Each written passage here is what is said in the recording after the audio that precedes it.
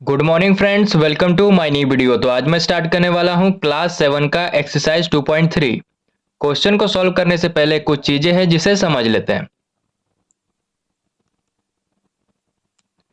सबसे पहले समझेंगे division of fraction of fraction. इसका मतलब होता है कि फ्रैक्शन का डिवीजन। ठीक है, एग्जांपल लेके समझते हैं। 16/4। 4 का टेबल में 16 4 बार में आता है। जब इसे काटेंगे तो 4 आएगा, तो इक्वल टू में 4 को लिखे। ठीक है, सेकेंड एग्जाम्पल देखो। इसे ही दूसरे तरीका से लिख सकते हैं 16/4। इसे भी जब डिवाइड करेंगे तो 4 आएगा। तो डिवीजन ऑफ फ्रैक्शन का मतलब समझ गए। अब समझेंगे reciprocal of a fraction. Reciprocal of a fraction. ठीक है, पहला एग्जांपल लेंगे, यही वाला पहला एग्जांपल लेंगे यहाँ पर 16/4। अब देखो यहाँ पे डिवाइड का साइन है। जब इस डिवाइड के साइन को चेंज करके मल्टीप्लाई का साइन देंगे तो ये जो 4 है ऊपर में है, ये नीचे आ जाएगा, तो 1/4 हो जाएगा। अब यहाँ पे डाउट रहेगा कि ये 1 कहाँ से आ गया।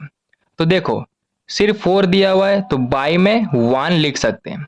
1 इसलिए लिखे हैं क्योंकि 1 का कोई वैल्यू नहीं होता है। ठीक है, तो जब डिवाइड का साइन चेंज किए और मल्टीप्लाई का साइन लाए तो ये 4 नीचे आ गया और ये 1 ऊपर चला गया। ठीक है, दूसरा एग्जांपल से समझते हैं।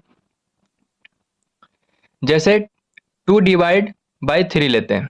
ठीक है, अब यहाँ पे सिर्फ 3 है तो बाय में 1 लिख सकते हैं। जब इस डिवाइड के साइन को चेंज करेंगे और मल्टीप्लाई का साइन लाएंगे तो ये जो 3 है नीचे आ जाएगा और ये जो 1 है ऊपर चला जाएगा, हो जाएगा 1/3, यानी इसका रेसिप्रोकल हो गया है। ठीक है, एक और एग्जांपल लेते हैं।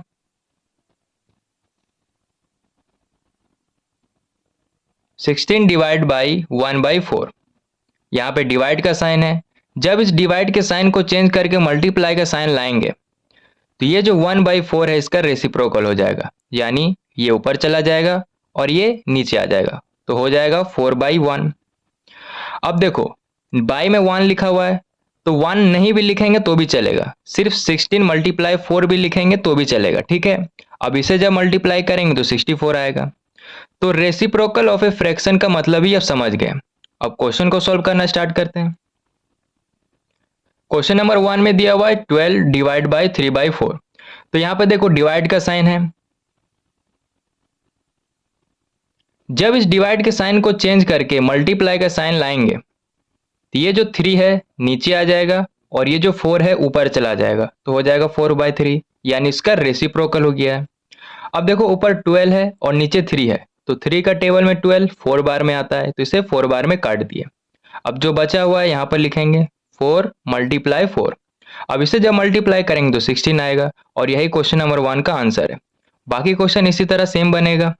क्वेश्चन नंबर 2 में दिया हुआ है 14/5/6। तो यहाँ भी जब डिवाइड का साइन चेंज करके मल्टीप्लाई का साइन लाएंगे तो इसका रेसिप्रोकल हो जाएगा, नीचे वाला ऊपर चला जाएगा और ऊपर वाला नीचे आ जाएगा, तो हो जाएगा 6/5।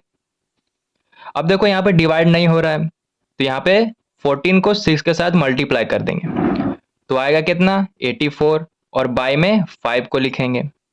2 का आंसर हो गया। अब 3 को सॉल्व करेंगे। 3 में दिया हुआ 8/7/3।